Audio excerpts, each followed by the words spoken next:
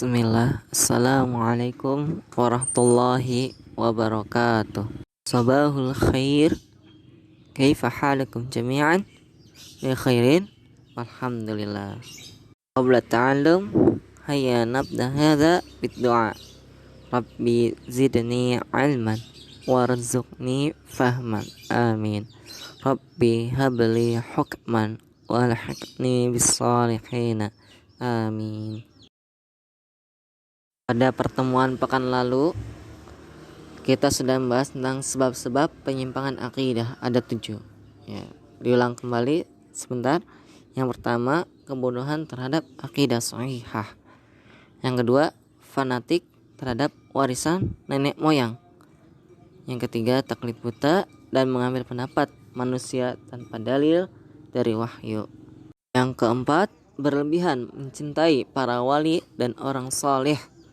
Yang kelima, lalai terhadap ayat-ayat Allah. Yang keenam, rumah tangga atau keluarga kosong dari arahan yang benar menurut syariat Islam. Yang ketujuh, ketidakterlibatan media pendidikan dan media informasi melaksanakan tugasnya. Itu 7 penyimpangan akidah. Insyaallah pada pertemuan kali ini kita akan bahas tentang cara-cara menanggulangi penyimpangan akidah. Ya, ada 4 cara. Cara yang pertama yaitu kembali kepada kitabullah dan sunnah Rasulullah sallallahu alaihi wasallam dalam mengambil akidah sahihah.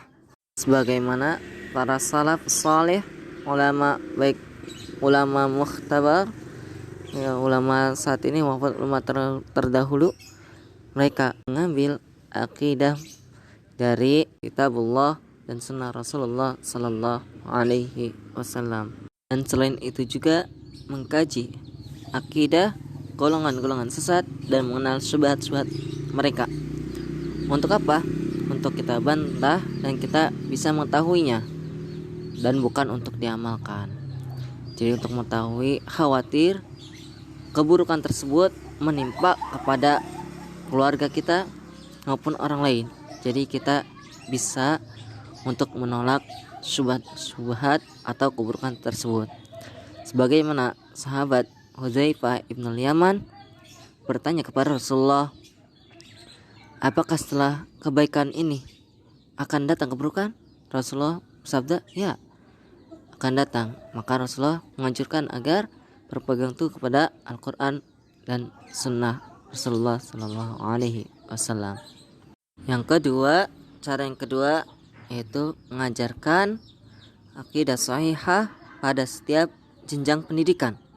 Ya, pendidikan itu dari kecil, dari sejak kita dilahirkan sampai ketika masuk ke liang lahat, itu semua itu pendidikan. Jadi ada jenjang-jenjangnya.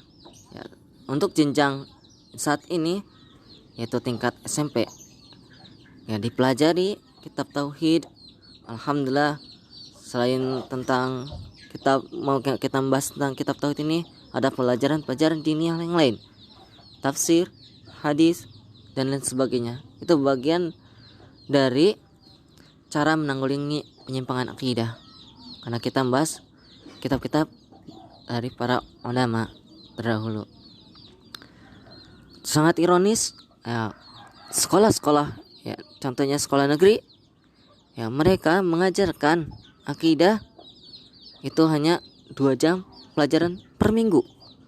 Nah, itu juga atau disebut dengan PAI. Itu juga hanya pertemuan pertama itu membahas tentang akidah. Sisanya itu ada masalah fikih, sirah, ya, PAI mencakup itu. Sirah, fikih, tajwid, dan lain sebagainya. Itu hanya 2 jam seminggu. Alhamdulillah di pesantren itu pembahasan berkenaan tentang ini sangat banyak. Ya, bukan hanya PAI itu mencakup banyak tadi. Dan kalau di pesantren ini ada pembelajaran khusus. Ya, alhamdulillah, marilah kita bersyukur mempelajari pelajaran-pelajaran dininya secara detail. Cara menanggulangi penyimpangan akidah yang ketiga itu selektif memilih kitab-kitab tentang akidah yang benar. Karena ada kitab-kitab dari kelompok penyelewengan yang harus kita jauhi. Ya, itu banyak sekali. itu akan dibahas bagaimana aliran-aliran sesat, ada pembahasan yang lebih rincinya.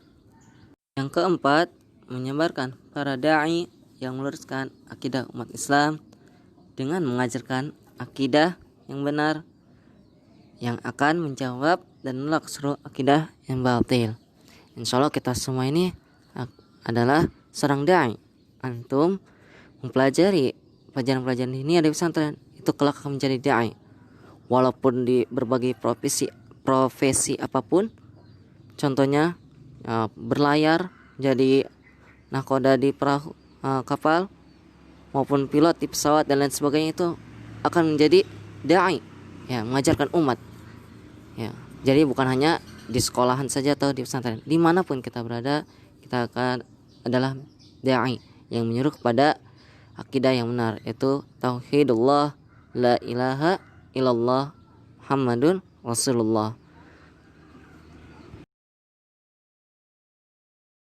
Alhamdulillah telah selesai pada pembahasan pertemuan kali ini. Baiklah, kita tutup dengan doa kafaratul majlis.